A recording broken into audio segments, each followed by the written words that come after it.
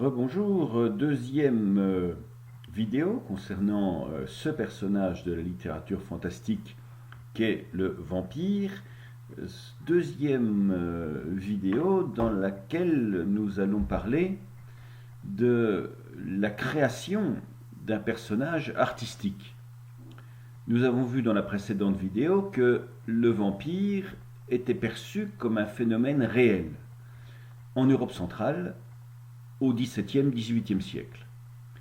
Et de ce fait, il avait une dimension mythique, c'est-à-dire que c'était une figure de l'imaginaire qui expliquait une partie du monde, une partie du réel, et en l'occurrence, ça expliquait pourquoi ou comment les pays d'Europe centrale subissaient une transformation assez importante qui est celle de leur intégration dans un nouvel ensemble qui est l'Empire turc qui s'étendra jusqu'aux portes de Vienne.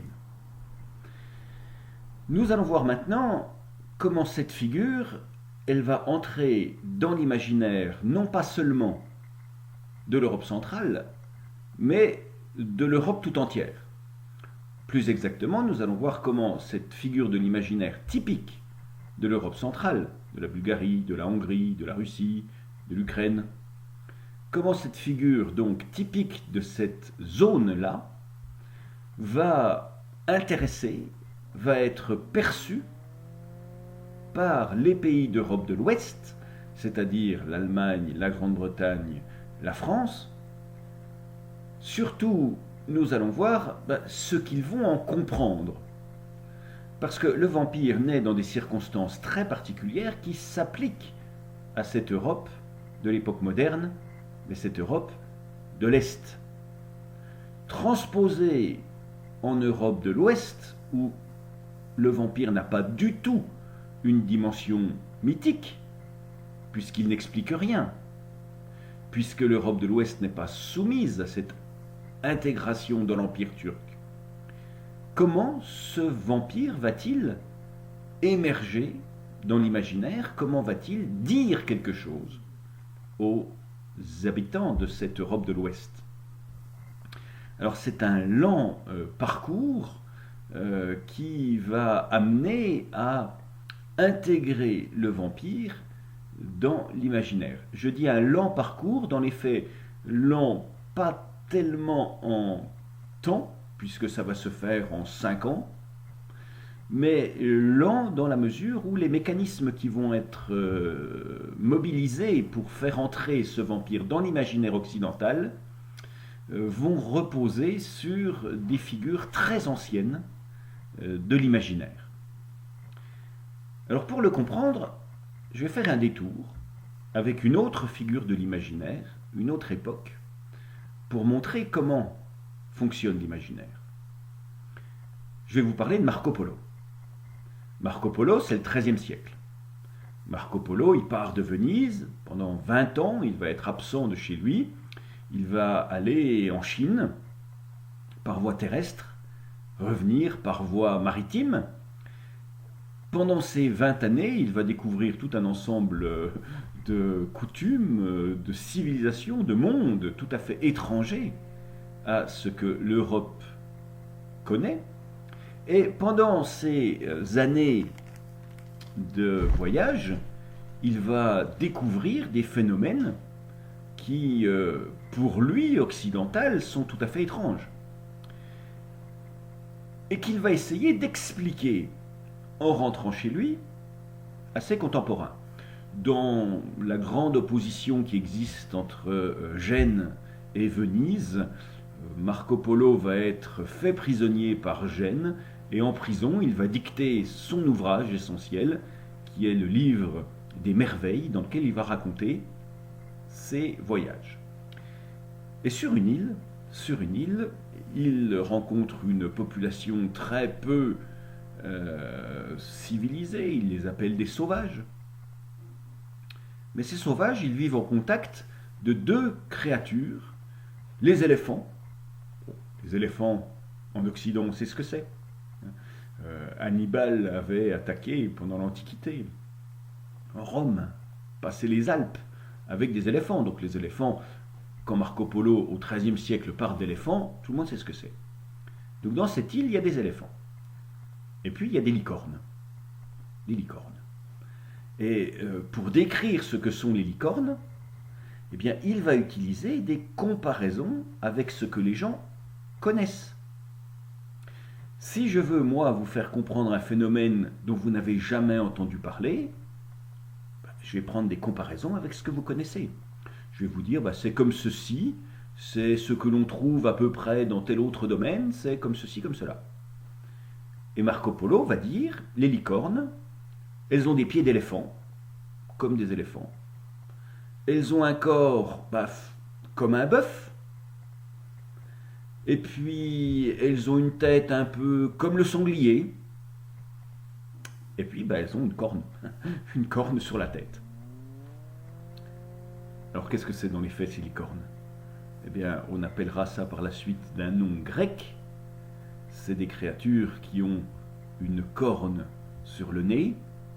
Rhino, le nez, kéros, la corne, rhinokéros, le rhinocéros. Mais Marco Polo, qui n'en a jamais vu, il l'appelle licorne. Parce que dans l'imaginaire, une créature qui a une corne sur la tête, une seule, c'est une licorne. Mais ce qui est intéressant aussi, c'est qu'il va décrire cette licorne avec des parties de créatures qui sont tout à fait connues en Occident. Une tête de sanglier, un corps de bœuf et des pattes d'éléphant. Eh bien, c'est ce qui va se passer pour le vampire. Le vampire, au XVIIIe siècle, en France, il n'y en a pas. Il n'y en a pas du tout. Et il ne peut pas y en avoir, puisque j'ai expliqué que c'était un phénomène qui naissait spécifiquement en Europe centrale. Donc, puisqu'il ne peut pas y en avoir, les gens ne savent pas ce que c'est. Et quand on va essayer de leur expliquer, il va falloir fonctionner par comparaison. Ça va être comme ceci ou cela, comme tel ou tel élément. Celui qui va nous expliquer ce qu'est un vampire véritablement, c'est un religieux, c'est Don Augustin Calmet.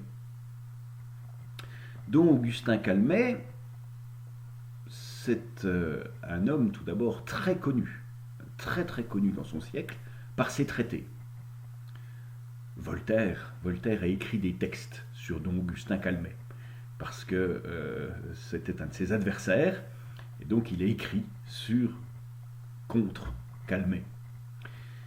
Calmet, il a tout d'abord décrit un premier ouvrage théorique qui s'appelait le traité ou la dissertation sur les anges. Il essaie de montrer dans ce texte que, selon les textes religieux en vigueur, les anges se répartissent en différentes catégories en fonction de leur utilité, de leur fonction. Dieu s'en sert pour différents usages. Et en 1751, il écrit un traité sur les vampires. Ce traité sur les vampires, il sait qu'en l'écrivant, il amène une notion qui est somme toute nouvelle. Nous y reviendrons, il y a déjà un texte qui a été écrit quelques années auparavant, en 1746, par un ami de Voltaire, justement, qui s'appelle Boyer d'Argent. Mais c'est tout de même un phénomène inconnu. Dans ce traité, il va donc signaler l'évidence, c'est que c'est un phénomène typique d'Europe centrale. Il va donc expliquer ce que c'est. Dans ce siècle, nous dit-il, une nouvelle scène s'offre à nos yeux. C'est quelque chose de très nouveau. C'est pas universel, les vampires. Il n'y en a pas partout. Il n'y en a que en Europe centrale.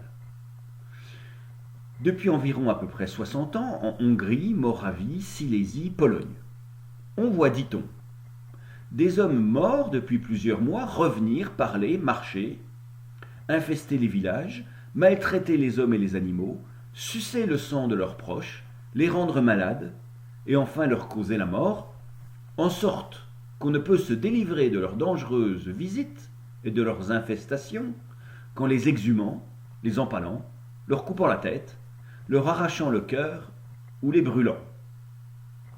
On donne à ces revenants le nom d'oupires ou vampires, et il fait une interprétation un petit peu bizarre de l'étymologie, c'est-à-dire sangsues. Bon, ça ne veut pas du tout dire sangsues, hein, puisque je l'ai dit, Uber, ça veut dire sorcière en turc. Et il constate, Calmet, que jamais, nulle part, avant et ailleurs, jamais avant ce 16e, 17e siècle et jamais hors d'Europe centrale, il n'y a eu de vampires. Il le dit très clairement. L'Antiquité n'a certainement rien vu ni connu de pareil. Qu'on parcourt les histoires des Hébreux, des Égyptiens, des Grecs, des Latins, on ne rencontrera rien qui en approche. Bon, je vais donc, nous dit-il, vous parler d'un sujet très typique de l'Europe centrale. Et cette idée, il va la répéter plusieurs fois. Voilà un autre extrait. Quelques savants ont cru trouver des vestiges du vampirisme dans la plus haute antiquité, mais tout ce qu'ils en ont dit n'approche point de ce qu'on rapporte des vampires. Il y a donc un phénomène typique dont je voudrais parler. Et c'est avec une optique très particulière que Calmet veut parler des vampires. C'est pour dire qu'ils n'existent pas. Oui, alors, en Europe centrale, on y croit, c'est un mythe, mais ça explique le réel, c'est-à-dire que c'est un phénomène dont on croit l'existence, alors qu'évidemment, en Occident, en Europe de l'Ouest, on n'a pas du tout de raison d'y croire. Donc on n'y croit pas du tout. Et l'objet de cette dissertation sur les vampires de Don Calmet, c'est de montrer que finalement, il y a deux types de morts vivants. Il y a les morts vivants authentiques, ceux qui s'expliquent par intervention divine, et il en trouve plein, mais plein dans sa dissertation. Le plus connu, c'est Lazare. Dans le Nouveau Testament, Lazare meurt, le Christ le ressuscite. Donc il était mort, il est redevenu vivant. Donc, dit Calmet, Lazare, c'est un mort revenu à la vie par intervention de Dieu. Et il en trouve plein.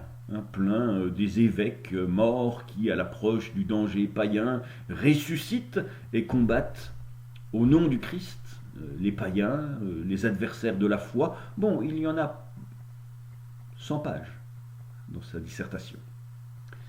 Mais parallèlement, nous dit Calmet, ce qui se dit sur les vampires en Europe centrale, c'est fantaisiste. Les vampires, ça n'existe pas. Ça n'existe pas du tout. C'est une invention. Il y a des vrais morts-vivants, authentiques. Et il y a des superstitions. Sauf que, et c'est là que va se jouer toute la difficulté des vampires en Occident, c'est que Calmet va devoir expliquer ce que sont les vampires plus précisément à ses lecteurs. Et il va faire comme Marco Polo. Comme Marco Polo décrivant les licornes. Il va chercher des comparaisons dans ce que ses lecteurs peuvent connaître. Marco Polo dit c'est comme un sanglier, parce qu'on sait ce que c'est qu'un sanglier. C'est comme un éléphant, c'est ce que c'est qu'un éléphant. Et Augustin Calmet dit on n'en a pas chez nous, mais c'est comme. Et c'est là qu'il va trouver des à peu près dans la culture occidentale pour essayer d'expliquer ce que sont les vampires. Mais c'est des à peu près très lointain, très lointain. Et il le dit lui-même, hein, quelques savants ont cru trouver des vestiges dans l'Antiquité de ce que sont les vampires, mais ils n'ont rien dit qui y ressemble. Mais enfin, essayons quand même. Essayons quand même. Et Calmet va dire, bon, allez, en dernier recours, si vous ne comprenez vraiment pas du tout ce que c'est un peu comme les striges et comme les lamis. Ah, alors qu'est-ce que c'est que les striges et les lamis? Pour nous, c'est rien, au XXIe siècle. Mais pour le lecteur du XVIIIe siècle, qui est latiniste, qui est helléniste, qui est baigné de culture classique, ça dit tout de suite quelque chose. Les lamis, qu'est-ce que c'est? Ça vient de Lamia. Lamia est séduite par le dieu des dieux, Jupiter chez les Romains, Zeus chez les Grecs, et il lui fait des enfants. Et évidemment, sa femme Héra, Junon, très mécontente des infidélités de son mari, passe toujours derrière pour éliminer, pour se venger. Et comme elle ne peut pas se venger de son mari, elle se venge de ses maîtresses. On se rappelle Léda, transformée en cygne, qui au lieu d'accoucher d'enfants, elle pondra des œufs. Bon, dans ces œufs, il y aura quand même des enfants. Il y aura Hélène et Cassandre, la belle Hélène et Cassandre d'un côté, et puis Castor et Pollux de l'autre. Bon, transformés en cygne. Léda, Léda, on va lui tuer ses enfants. On tue ses enfants. Et de chagrin, pardon, pas Léda, Lamia. Lamia, on lui tue ses enfants. Elle s'arrache les yeux de tristesse pour arrêter de pleurer. Et la nuit, pour se venger de l'humanité tout entière et des dieux, réfugiée dans une grotte, elle sortira, elle ira tuer les enfants des autres. Ça n'a rien à voir du tout avec un vampire. Mais alors rien du tout. Les lamis, c'est donc des créatures monstrueuses, féminines, qui sortent la nuit pour tuer. Le rapport avec le vampire est très très très éloigné. Quant aux striges, c'est encore pire. Enfin, pire. Non, c'est très éloigné. Un peu d'étymologie. Strige, ça vient du verbe latin stringere, qui a donné en français strident. C'est des oiseaux à tête plus ou moins humaine qui poussent des cris stridents, aigus, d'où leur nom, strige, et qui sont censés vivre dans les cimetières en dévorant les cadavres. Alors là non plus, ça n'a rien à voir. Ce sont des oiseaux qui mangent des cadavres en poussant des cris. Bon, le vampire, lui, il ne mange pas des cadavres, il mange des vivants. Donc, ça n'a rien à voir, mais puisqu'il faut bien trouver des comparaisons, pourquoi pas celle-là? Et c'est là que la culture occidentale va partir sur une piste tout à fait étrange, dire, qu'est-ce qu'un vampire? C'est ce que les latins appelaient des lamis ou des striges.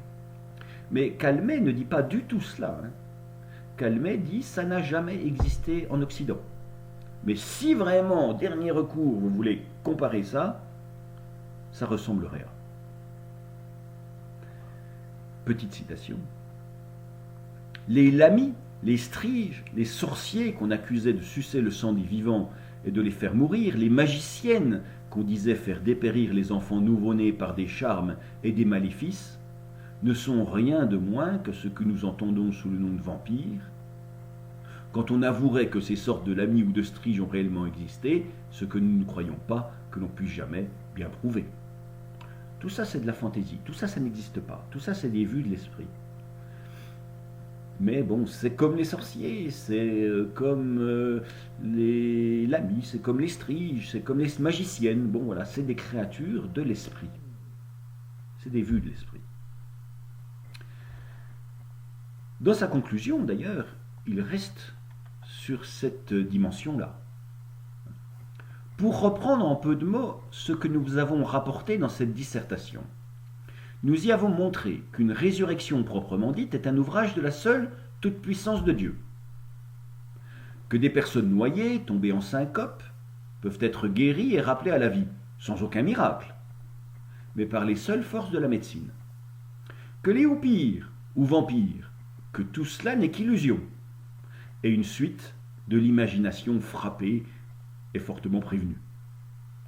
Je demande des témoins non préoccupés, sans frayeur, sans intérêt, sans passion, qui assurent, après de sérieuses réflexions, qu'ils ont vu, oui, interroger ces vampires, et qu'ils ont été témoins de leurs opérations, et je suis persuadé qu'on n'en trouvera aucun.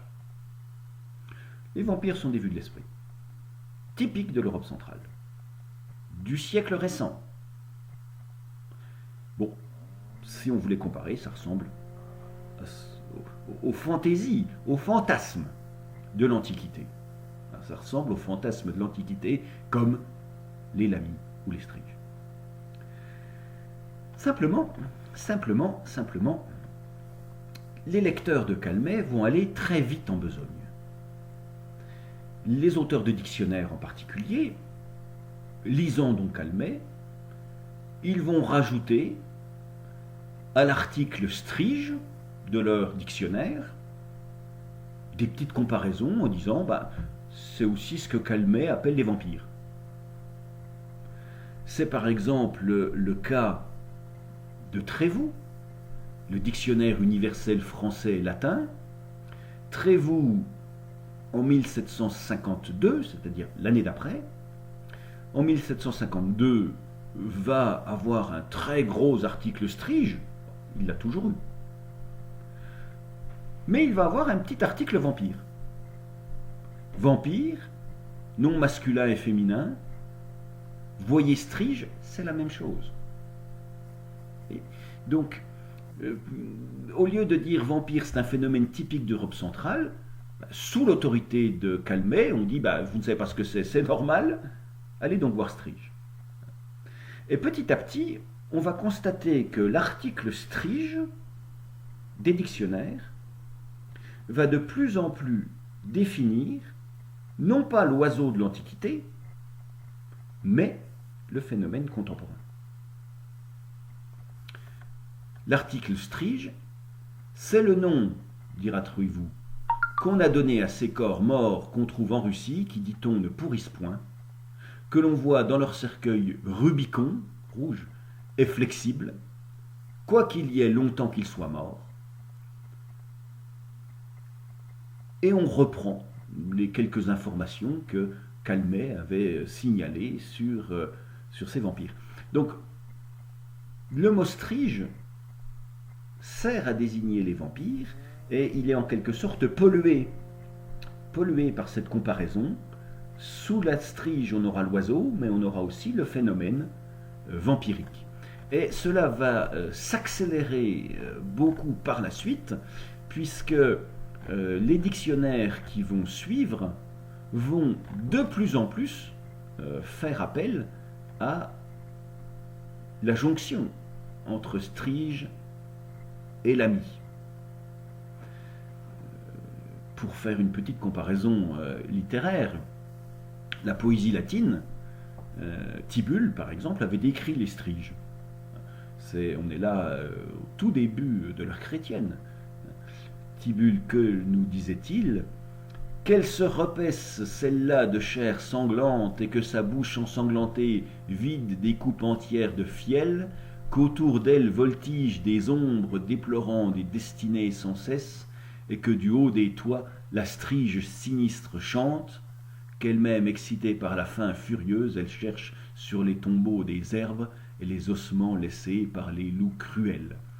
C'est l'entremetteuse qui a dissuadé la belle Délia d'aimer Tibulle, qui doit, telle la strige, aller errer sur les cimetières. Bon, c'est une figure, de l'imaginaire. Mais ce n'étaient pas des vampires. Les dictionnaires, eux, vont faire cette jonction. C'est le cas, par exemple, du dictionnaire de Moreri. On est à peine quelques années plus tard, 1759. 1759, donc on est 8 ans seulement après la dissertation de Don Calmet. Et Moreri a un article vampire, mais n'a pas d'article Strige. Avec Trévoux, on dit vampire, allez voir Strige. Et puis 10 ans plus tard, moins de 10 ans plus tard, on dit Strige, vampire, c'est la même chose, c'est dans le même article. Mais cet article, c'est maintenant vampire qu'il s'appelle. Vampire, ce mot en esclavon signifie sensu, donc ça ce qui est tout à fait faux. Et c'est ainsi qu'on nomme en esclavonie certains morts qui sont accusés de sucer le sang des vivants et de tuer par cette succion.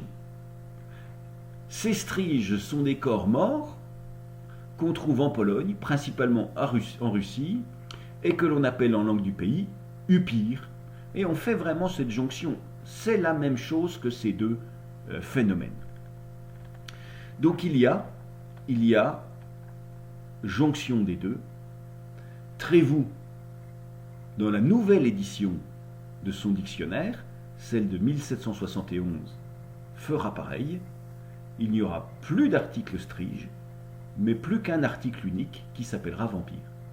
Donc on passe d'une situation où tout le monde sait ce que c'est qu'une strige, donc les dictionnaires ont des entrées strige, oiseau, vampire, allez voir strige, à une situation où le phénomène vampirique est devenu tellement populaire qu'on a un article vampire dans lequel on place ce qu'est la strige.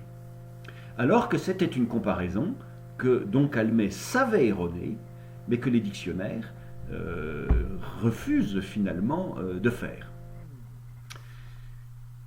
Il y a donc universalisation en quelque sorte du vampire. Il entre sous l'angle de la fausseté, de la figure de l'imaginaire, dans la pensée de l'Occident, mais il y entre comme étant une créature qui finalement existe depuis tout le temps, depuis l'Antiquité même, alors que, évidemment, ce n'est pas du tout le cas. Il y a donc une forme d'universalité de la créature. Larousse, dans son dictionnaire, à la fin du siècle, reprendra cette idée. Il n'y aura plus pour lui que vampire. Vampire, ce mot nous vient d'Allemagne. Superstition, cadavre qui sort la nuit de sa fosse et va sucer le sang des vivants.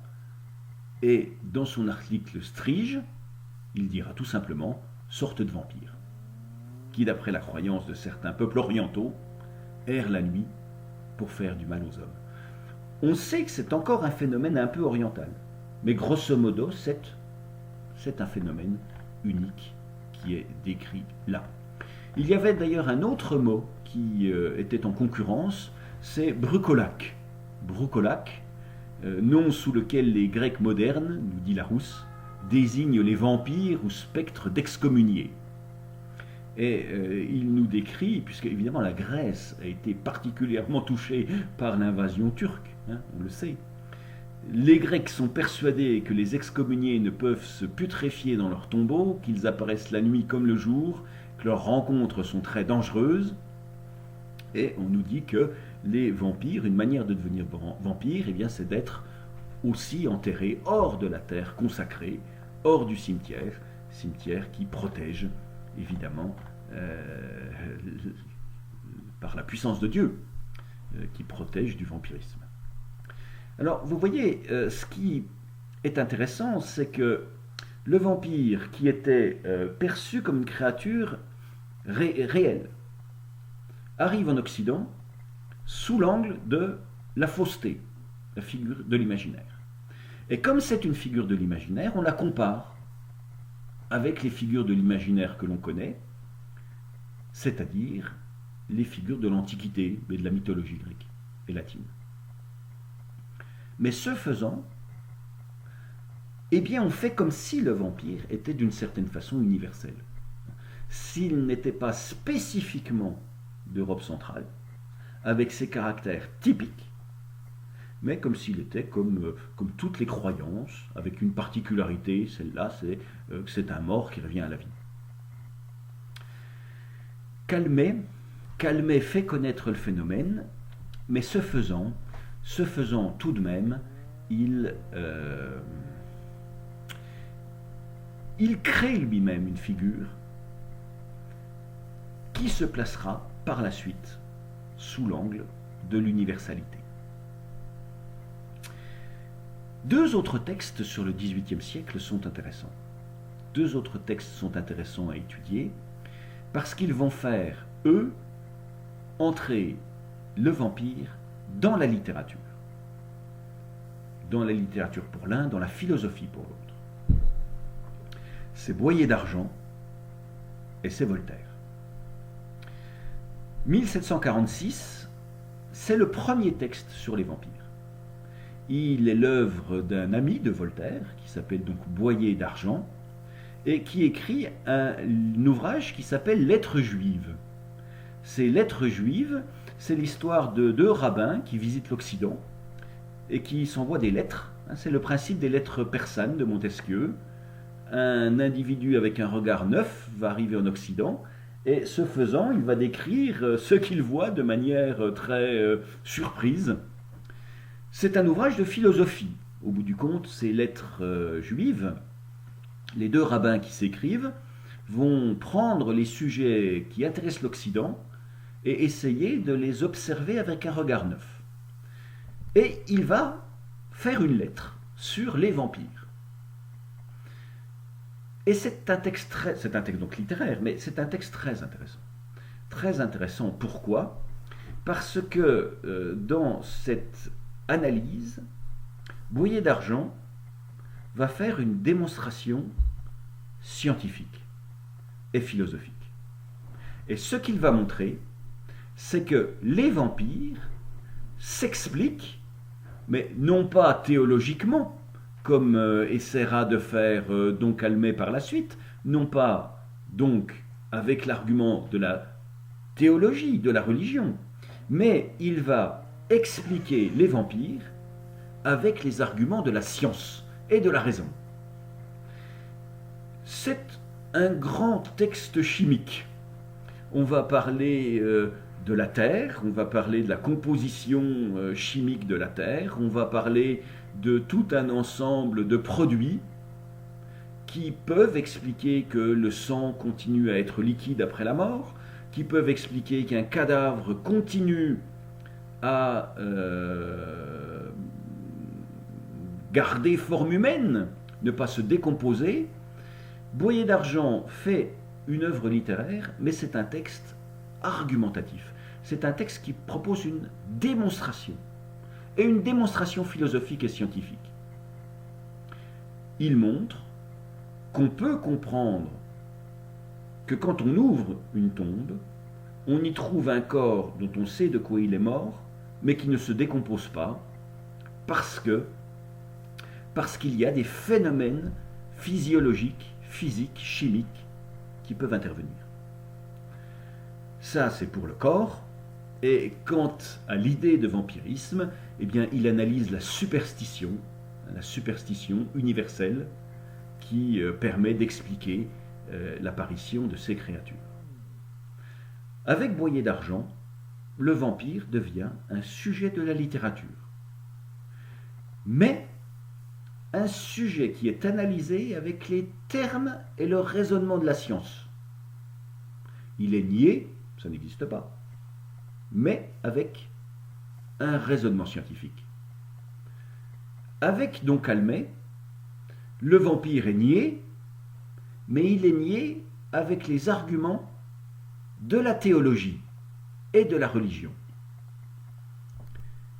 Et Voltaire va faire lui aussi un article vampire dans son dictionnaire philosophique, et ce qu'il va montrer, c'est que ce vampire, il n'existe évidemment pas, mais qu'on ne peut pas l'analyser avec les termes de Don Calmet de la religion, qu'on doit au contraire l'analyser avec les termes de la superstition. Comme Boyer d'Argent, il se retrouve sur cette idée que si on doit expliquer un phénomène de l'imaginaire, ce n'est pas en s'appuyant sur des croyances de l'imaginaire, comme la religion. Voltaire est très opposé aux religieux, mais qu'on doit plutôt interroger le fonctionnement de l'esprit humain et de l'imaginaire humain, la peur et la superstition. Au XVIIIe siècle donc, le vampire entre en Occident.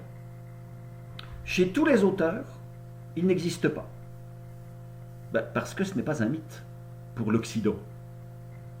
Il n'explique rien en Occident. C'est en Europe centrale qu'il explique quelque chose, et donc qu'on le croit réel.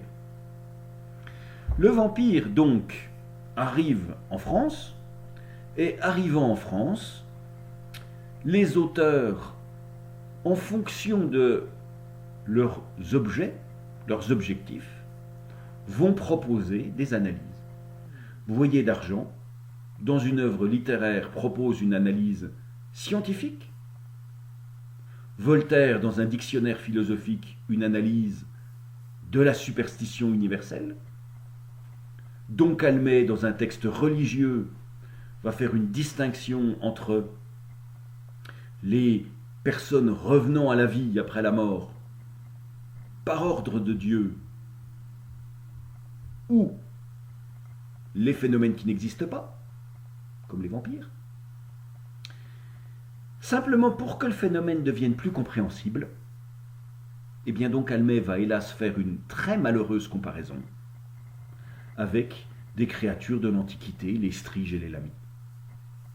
Ce qui permettra aux dictionnaires par la suite, qui vont populariser le phénomène, c'est le dictionnaire de Trévoux, c'est le dictionnaire de Moreri, c'est le dictionnaire de Larousse, qui progressivement vont associer les phénomènes antiques, striges et lamies, aux phénomènes modernes, vampires, et encore plus, qui vont supprimer dans leur dictionnaire les entrées striges et lamies au profit d'une entrée unique, vampire.